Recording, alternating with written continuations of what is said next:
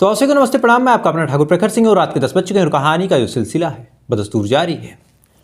आमतौर पे आपने न जानी कितनी क्राइम की कहानियां सुनी होंगी। हर कहानी में एक चीज़ आपने देखी होगी कि पहले कोई कत्ल होता है या फिर कोई और अपराध होता है। अपराध होने के बाद पुलिस वाले जाँच पड़ताल करते हैं। जाँच पड़ताल तफ्तीश चाहे 2 दिन चले, 4 दिन चले, 2 साल, 10 साल, उसके बाद एक चेहरा निकल के सामने आता है कि फला ने ये अपराध किया। उसके बाद पुलिस वाले उसकी तलाश करते हैं। अब तलाश चंद मिनटों की भी होती है, चंद महीनों की भी होती है, सालों लग जाते हैं। कई ऐसी कहानियाँ मैंने आपको सुनाई जिसमें 44-45 साल लगे। लेकिन एक चीज़ आपने हर कहानी में कॉमन देखी होगी कि पहले अपराध हुआ, अपराध होने के बाद फिर कातिल की, अपराधी की तलाश हुई, फिर जाके कातिल पकड़ा गया। लेकिन आज की कहानी एक ऐसी कहानी है जिस कहानी में जो अपराधी है वो पहले पकड़ा गया, और जब पकड़ा गया उसके बाद उससे पूछताछ हुई, तब जाके पता चला कि हाँ उसने कोई अपराध किया है, और तब पता चला कि अपराध किसके साथ हुआ है, और अंत में पता चला कि हाँ जो अपराध हुआ है, जिस जगह पे जो लाश है वो कहाँ है। तो वास्तव में एकदम उल्टी सी ये कहानी है। तो पूरी कहानी क्या है आज आपके सामने हाजिर है। तो इस कहानी की शुरुआत होती है महाराष्ट्र से। महाराष्ट्र में एक जगह लगती है वाशी, और बात अभी पिछले संडे की है। इसी वाशी पुलिस की जो क्राइम ब्रांच यूनिट है उसको एक इनपुट मिलता है। इनपुट देने वाला एक मुखबिर था। उसने उस क्राइम ब्रांच की यूनिट को बताया कि यहाँ पे एक लड़का है, उम्र लगभग उसकी 30 साल होगी। ये वासी में एंटर कर रहा है और शायद इसने कोई अपराध किया है। क्या किया है, कहाँ किया है, ये कुछ नहीं पता, लेकिन हाँ इतना पता है कि इसने कोई अपराध किया है। अब ये खबर जब क्राइम ब्रांच को लगी, मुखबिर इत्मीनान से तमाम चीज़ें बता रहा था। जो क्राइम ब्रांच था उसको अपने इनपुट पे, अपने मुखबिर पे काफ़ी भरोसा भी था कि जो मुखबिर है वो सही ही बोल रहा होगा। तब पुलिस वाले क्या करें, तो उन्होंने फिर सोचा कि चलो उस शख्स को उठाते हैं, पूछताछ करते हैं।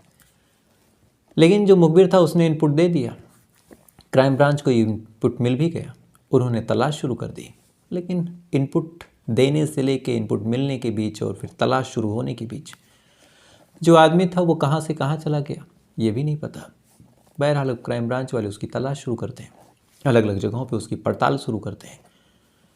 कभी रेलवे स्टेशन पे उसकी तस्वीर लेके मैच कराने की कोशिश करते हैं, कभी बस अड्डे पे, अलग अलग लोगों से पूछताछ करते हैं।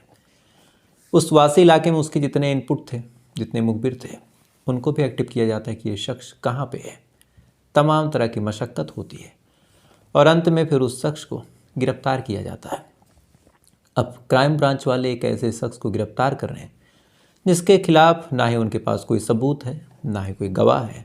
अब तमाम चीज़ें जो भी हैं, जो भी जानकारी मिल रही है, अगर ये शख्स दे देता है तो ठीक है, नहीं तो कुछ भी कर नहीं सकते। ना ही कोई पुख्ता सबूत ही है कि इसने कोई अपराध किया है। अब डरते सहमते क्राइम ब्रांच वालों ने उसको गिरफ्तार किया। गिरफ्तार करने के बाद उसको अपनी ब्रांच पे लेके आते हैं। आने के बाद अब उससे पूछताछ शुरू करते हैं। तो शुरुआती पूछताछ जब उससे की गई तो उसने कहा कि मैंने कुछ नहीं किया और आपको किसी ने गलत इन्फॉर्मेशन दे दी, और मैं एक इज्जतदार आदमी हूँ, मैं प्रॉपर्टी डीलिंग का काम करता हूँ और लखनऊ में मेरा ठीक ठाक बिजनेस है और बढ़िया पॉलिटिकल कनेक्शन भी है। अब ये चीज़ जब क्राइम ब्रांच वालों ने सुनी तो उन्हें भी लगा कि कहीं ऐसा तो नहीं कि गलती हो गई, लेकिन अपने मुखबिर पे भरोसा भी था कि उसने कहा है तो ठीक ही कहा होगा। लिहाजा क्राइम ब्रांच वालों ने सोचा कि चलो एक बार और टटोल के देखें। उन्होंने इससे फिर से पूछताछ की कि हमें खबर मिली है कि तुमने किसी का कत्ल किया है, तो तुम्हें हम आसानी से छोड़ देंगे अगर तुम बता दोगे कि किसका कत्ल किया है और कहाँ किया है। बाकी सारी जानकारियाँ तो हमारे पास है, लेकिन अगर तुम ये चीज़ सही सही बताओगे तब हमें लगेगा कि तुम बाकी चीज़ें भी सही बता रहे हो, और अगर ये चीज़ें तुम झूठ बोल रहे हो तो बाकी चीज़ें भी हम मान के चलेंगे कि तुम झूठ ही बोलोगे, और तब हमारा रवैया बड़ा सख्त होगा। यानी क्राइम ब्रांच वालों ने एक तरह से एक जाल फेंका था ताकि वो आदमी उस जाल में उलझ जाए, और उलझने के बाद कुछ ऐसी गलती कर दे या फिर कुछ ऐसा शब्द बोल दे जिससे जो शक है वो यकीन में बदल जाए कि हाँ इसने कत्ल किया है या फिर नहीं किया। इत्तेफाक से जो क्राइम ब्रांच वालों ने अपनी जाल को बुना था, ये लड़का 30 साल का उसमें फंस जाता है, और फंसने के बाद कहता है कि हाँ मैंने कत्ल किया है। अब पहली बार इस शख्स के मुंह से जब सुना गया कि कत्ल किया गया है, तब क्राइम ब्रांच वाले राहत की सांस लेते हैं कि चलो किसी गलत इंसान को नहीं उठाया। अब दूसरा सवाल, किसको मारा? तब इस लड़के ने बताया कि मैंने अपनी गर्लफ्रेंड को मारा है। अब तीसरा सवाल कि कहाँ मारा है, तो इस पे उस आदमी ने, उस लड़के ने जवाब दिया कि पुणे में मारा है। अब वासी से अगर पुणे की दूरी देखी जाए तो लगभग 100 किलोमीटर का फासला, यानी एक कत्ल जो 100 किलोमीटर दूर हुआ है, वहाँ की पुलिस को कानो कान खबर तक नहीं। यहाँ पे एक इनपुट मिला, इनपुट की वजह से उसे गिरफ्तार किया गया। अब यहाँ की पुलिस पूछताछ कर रही है कि तुमने 100 किलोमीटर दूर क्या किया है। अब क्राइम ब्रांच वाले जब तमाम सवाल पूछ रहे थे, ये लड़का तमाम सवालों के जवाब दे रहा था। तो इसी दौरान फिर क्राइम ब्रांच को लगा कि चलो हमारे हाथ में एक बढ़िया बटेर लग गई है, हमने शक के बिना पे उठा लिया। उठाने के बाद पूछताछ कर रहे हैं। इसने इकबाल जुर्म भी कर दिया, साथ ही ये भी बता दिया कि किसको मारा है।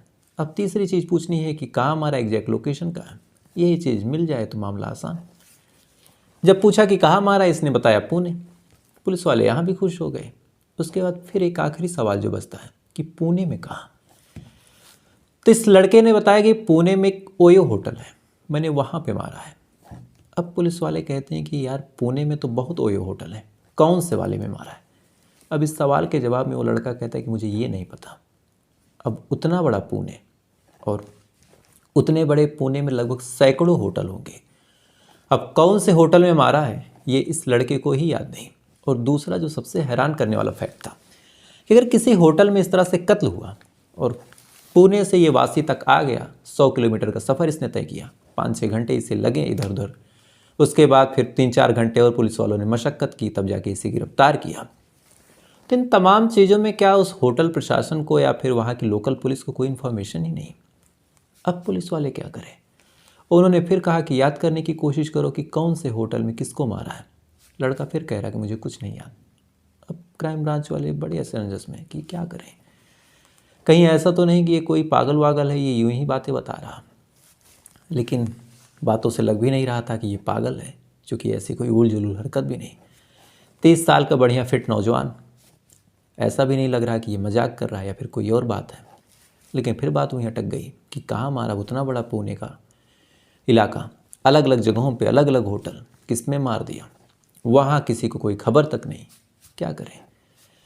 अब क्राइम ब्रांच वाले पूछताछ कर रहे हैं, लगातार उससे कह रहे हैं कि दिमाग पे जोर डालो, कहीं से कुछ याद आ जाए, कोई जगह ही बता दो। इसे कुछ भी नहीं याद। अब क्या करें।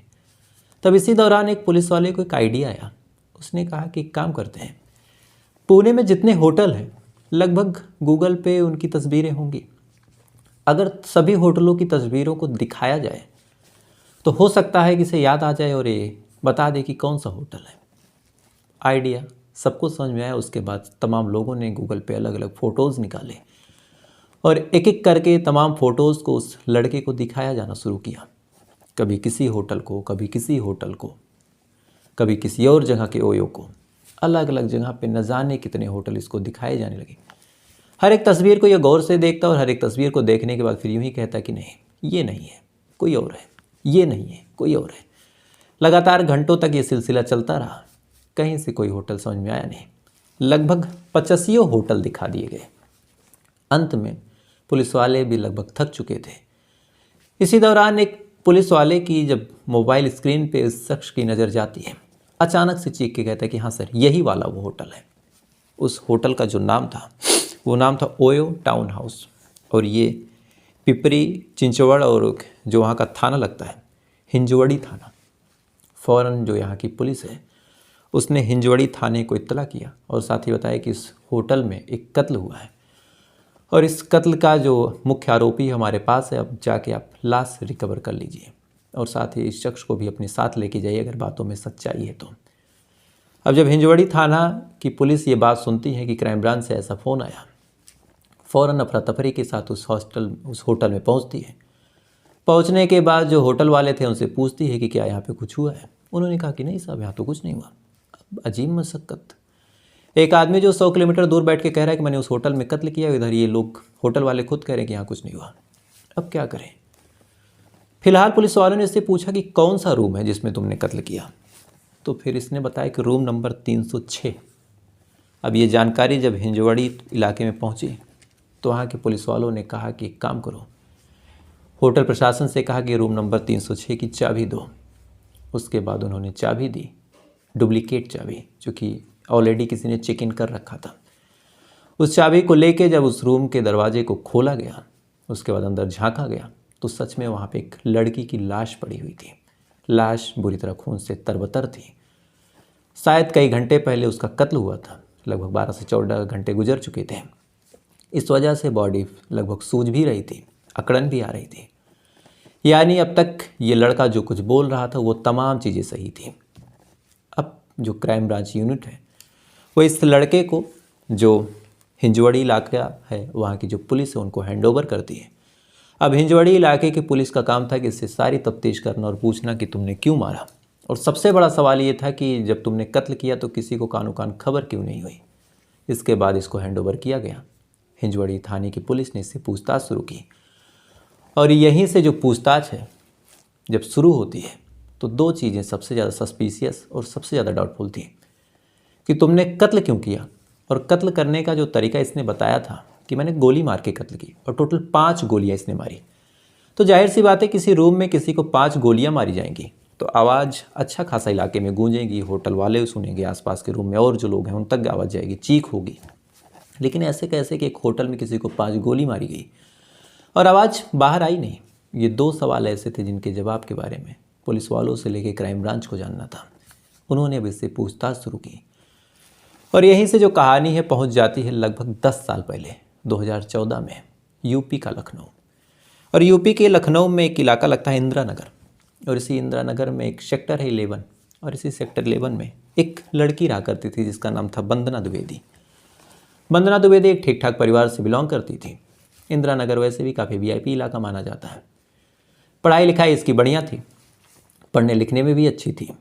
इसने हाई स्कूल बढ़िया नंबर से पास किया, 12th भी इसने बढ़िया नंबर से पास किया। उसके बाद इसने बीटेक की तैयारी शुरू की। इत्तेफाक से इसको बढ़िया कॉलेज मिला। उसके बाद इसने बीटेक की पढ़ाई कर डाली। इसने बीटेक की पढ़ाई की, उसके बाद अच्छे नंबर से इसने बीटेक परीक्षा को पास किया। पास होने के बाद अब ये नौकरी की तलाश में जुट गई और इत्तेफाक से इसको नौकरी जो मिली वो इन्फोसिस में मिल गई। और इन्फोसिस में भी इसे सॉफ्टवेयर इंजीनियर की जॉब मिली और ये जॉब पुणे में थी। इसके बाद ये अपने घर को छोड़ती है। छोड़ने के बाद पुणे आके जॉब करने लगती है। लेकिन जब ये पढ़ाई कर रही थी, जिस टाइम इसकी पढ़ाई चल रही थी, उसी दौरान इसकी मुलाकात अपने से लगभग 4 साल सीनियर लड़के ऋषभ निगम से होती है, जो लखनऊ के जानकीपुरम का ही रहने वाला था। ज़्यादा दूर घर नहीं था। अक्सर दोनों एक दूसरे को देखते थे। धीरे धीरे दोनों में दोस्ती हुई। दोस्ती आगे बढ़ी, दोनों एक दूसरे को पसंद करने लगे, प्यार करने लगे। प्यार का आलम ऐसा था कि दोनों एक दूसरे के साथ जीने मरने की कस्में खाने लगे। जो ऋषभ निगम था वो प्रॉपर्टी डीलर का काम करता था। ठीक ठाक पैसे ये भी कमाता था, देखने में बेहद स्मार्ट था। इधर लड़की का भी कैरियर सेट था। बढ़िया कॉलेज इसने बीटेक किया, इस वजह से बढ़िया नौकरी मिल गई सॉफ्टवेयर इंजीनियर की। पुणे में बढ़िया जगह पे जॉब भी कर रही थी। तो दोनों का फ्यूचर सेट था, किसी को कोई दिक्कत नहीं थी। परिवार वालों को भी थोड़ा बहुत भनक था इस रिश्ते के बारे में। वक्त गुजरा, दोनों के रिश्ते आगे बढ़े। इसके बाद जब ये पुणे शिफ्ट हुई तो दोनों एक दूसरे को फ़ोन पे बात भी करते। अक्सर फ़ोन चलता रहता, ये दोनों सो भी जाते हैं। यानी एक दूसरे से भले ही दूर रहते लेकिन ऐसा लगता था कि शायद जीना मरना एक दूसरे के साथ ही होगा। वक्त गुजरता रहा, रिश्ता आगे बढ़ता चला गया। 2014 से 2024 आ गया, 10 साल गुजर गए। लेकिन चाहे जितना मजबूत रिश्ता हो, अगर उस रिश्ते में शक आ जाए तो फिर वो शक इस रिश्ते को ख़त्म कर देता है। और ऐसा ही कुछ अब इन दोनों के रिश्ते में हुआ। जब ये जॉब करने लगी तो कई बार इसके पास फ़ोन आते। कभी सीनियर का फ़ोन आता, कभी बॉस का फ़ोन आता, कभी एचआर का फ़ोन आ जाता। तो ऐसे हाल में फिर अगर ऋषभ फ़ोन करे तो ये फ़ोन भी ना उठा पाए। इधर ऋषभ जब फ़ोन करे फ़ोन वेटिंग जाए। कई बार उसे कुछ अर्जेंट बात करनी थी लेकिन इस लड़की ने फ़ोन कट कर दिया, वंदना द्विवेदी ने। तो कहीं ना कहीं अब ऋषभ को एक डाउट हो गया कि कहीं ऐसा तो नहीं कि मेरी जो गर्लफ्रेंड है वो किसी और से बात करती है। अब ये डाउट जब हुआ तो उसने फिर अपनी गर्लफ्रेंड से पूछा कि क्या तुम किसी और से रिलेशनशिप में हो। वंदना ने साफ मना किया और कहा कि नहीं, मेरी लाइफ में बस एक तुम ही हो और तुम्हारे अलावा मेरी लाइफ में कोई है नहीं, और तुम इस तरह के इल्ज़ाम मत लगाओ और ऐसी बातें मत सोचो। तो फिर इसने कहा कि देखो तुम्हारा फ़ोन वेटिंग जाएगा तो ये चीज़ें दिमाग में आएंगी, तो एक काम करो, किसी का फ़ोन आया तो मुझे स्क्रीनशॉट दे दिया करो, वेटिंग रहे तो कॉन्फ्रेंस कर दिया करो, मैं बोलूँगा नहीं मैं सुन लूँगा। इतना समझाने के बाद दोनों एक दूसरे को फिर पुरानी तरह ट्रीट करते हैं। लेकिन फिर से ऋषभ एक बार फ़ोन करता है, फिर से फ़ोन वेटिंग जाता है। अब ये चीज़ें जब लगातार होने लगी तो फिर जो ऋषभ था उसका शक यकीन में बदलने लगा। उसे अब कहीं ना कहीं यकीन होने लगा कि उसकी जो प्रेमिका है, उसकी जो माशूका है, अब वो किसी और के साथ रिलेशनशिप में है। अब एक तरफ 10 साल का पुराना प्यार, एक तरफ ये नए रिलेशन की शक की सुई। ऋषभ बुरी तरह उलझता है, उसे गुस्सा भी आता है। वो समझाने की कोशिश भी करता है कि ऐसे काम मत करो, मुझे नहीं पसंद है कि तुम किसी और से बात करो, अगर तुम करती हो तो मुझे बता दो, मैं इस रिश्ते से हट जाऊँ। लेकिन ना ही वंदना कुछ क्लियर करती है, ना ही कहती है कि मैं किसी और से बात करती हूँ। ये तकरार चलती रही। इसी दौरान ऋषभ ने कहा कि मुझे तुमसे मिलना है और तुम्हारे साथ वक्त गुजारना है। वंदना ने कहा कि ठीक है, आओ। इसके बाद ऋषभ पुणे पहुंचता है और पुणे के इसी पिंपरी चिंचवड़ इलाके में, जो थाना लगता है हिंजवड़ी इलाके में, वहीं पे एक कमरा बुक करता है ओयो टाउन होटल में। इसी ओयो टाउन होटल में 25 जनवरी को रूम बुक होता है। 25 जनवरी को वहाँ ही आराम करता है। 26 जनवरी को गणतंत्र दिवस के मौके पे ये लड़की यानी वंदना द्विवेदी इससे मिलने आती है। दोनों एक दूसरे के साथ वक्त गुजारते हैं। शाम होती है। शाम होने के बाद वंदना कहती है कि मुझे जाना है। कहता है कि ठीक है, जाओ। उसके बाद ये चली जाती है। अभी जो ऋषभ है वो रूम पे ही रहता है। 27 तारीख आती है। 27 जनवरी को जो वंदना द्विवेदी है वो फिर से आती है। ऋषभ उसे फ़ोन करके बुलाता है और कहता है कि आ जाओ। वंदना द्विवेदी आती है। आने के बाद फिर दोनों एक दूसरे के साथ बैठते हैं, वक्त गुजारते हैं। लेकिन इसी दौरान फिर से जो ऋषभ था उसे शक होता है। वो कहता है कि तुम किसी और से बात करती हो। वंदना गुस्से में आती है, कहती है कि अगर मैं किसी और से बात करती है तो मैं तुम्हारे साथ रूम पे क्यों आती? मेरे पास 20 बहाने थे। और फिर ये होता है कि अपना फ़ोन चेक कराओ। वंदना को ये चीज़ ख़राब लगती है। वंदना कहती है कि अगर भरोसा ही नहीं तो तुम मुझसे रिश्ता क्यों रख रहे हो? इधर ऋषभ जिद पे अड़ा रहता है कि नहीं, तुम किसी और से बात करती हो, मुझे डाउट है। इसी बात को लेकर अब इन दोनों के बीच तकरार शुरू होती है। तकरार आगे बढ़ती है, दोनों के बीच कहासुनी होने लगती है। कहासुनी भी आगे बढ़ती है, दोनों के बीच हाथापाई होने लगती है। इसी दौरान जो ऋषभ था अपने कमर से पिस्टल निकालता है और एक एक करके वंदना के शरीर में 5 गोलियां उतार देता है। एक सर पे, एक पेट पे, एक सीने में, ऐसे से 5 गोलियां। 5 गोलियां उतारने के बाद इत्मीनान से उस होटल से निकलता है। निकलने के बाद वहाँ से फरार हो जाता है और वासी पहुँच जाता है। अब ये पूरी कहानी जब पुलिस को ये सुना रहा था तो यहाँ पे सबसे डाउटफुल चीज़ जो थी वो यही थी कि अगर एक रूम में कोई 5 गोलियां दागता है तो एक जगह गोली चले तो कम से कम 100 मीटर तक वो आवाज़ जाती है। तो ऐसा कैसे हो गया कि आवाज़ नहीं गई? अब पुलिस वालों के लिए बिगेस्ट मिस्ट्री। पुलिस वालों ने पड़ताल करनी शुरू की। तो इसके पीछे जो रीज़न अभी तक निकल के सामने आया है कि महाराष्ट्र में मराठा आरक्षण को लेकर एक आंदोलन चल रहा था और इत्तेफाक से आंदोलन भी उसी टाइम के आसपास ही ख़त्म हुआ। तो जिनके पक्ष में वो फैसला गया वो खुश थे, वो सेलिब्रेट कर रहे थे। तो अलग अलग जगहों पे लोग पटाखे, आतिशबाजी, ये तमाम चीज़ें कर रहे थे। तो हो सकता है कि जिस टाइम ऋषभ ने गोली मारी हो उस टाइम कोई पटाखे वगैरह फोड़ रहा हो। उन पटाखों की आवाज़ के बीच ये 5 राउंड फायर की भी आवाज़ दब गई होगी और किसी को कानो कान भनक नहीं लगी होगी कि शायद किसी ने गोली मार दी है, फिर कौन ऐसा कुछ कर रहा। इस वजह से ही ये शायद आवाज़ दब गई और किसी को खबर तक नहीं चली। लेकिन 10 साल का पुराना रिश्ता और इस 10 साल के पुराने रिश्ते को एक शक जो पता नहीं सही है या गलत है पूरी तरह खा गया। और एक लड़की जो अपने बॉयफ्रेंड से मिलने के लिए रूम पे जाती है खुश होके और वहीं लाश बन के रह जाती है। तो फिलहाल ये थी पूरी कहानी और सवाल जवाब का सिलसिला आज नहीं हो पाएगा, लेकिन सवाल दोहरा दे रहा हूँ। चूँकि रिलेशन में एक डेथ हो गई थी, मैं वहीं चला गया था और जस्ट आया और आने के बाद सर्वर में भी काफ़ी दर्द था तो नाम वगैरह नोट नहीं कर पाया। तो किसी का नाम छूटे इससे अच्छा नाम कल ही लूँ। तो एक बार फिर से सवाल दोहरा दे रहा हूँ कि एक आदमी को अगर डर लगता है, एक आदमी को नहीं लगता है, तो डर लगने और ना लगने के लिए क्या जिम्मेदार है? शरीर का कोई ऐसा यंत्र, कोई ऐसी चीज़? तो अगर आपको पता हो तो आप कमेंट करके बताइएगा, नहीं पता हो तो कोई बात नहीं, कल का इंतज़ार कीजिएगा, मैं बताऊंगा। तो आपसे कल फिर मुलाकात हुई किसी दूसरी कहानी के साथ। तब तक अच्छे रहिएगा, खुश रहिएगा, अपना ख्याल रखिएगा, अपने देश का ख्याल रखिएगा। जय हिंद, वंदे मातरम।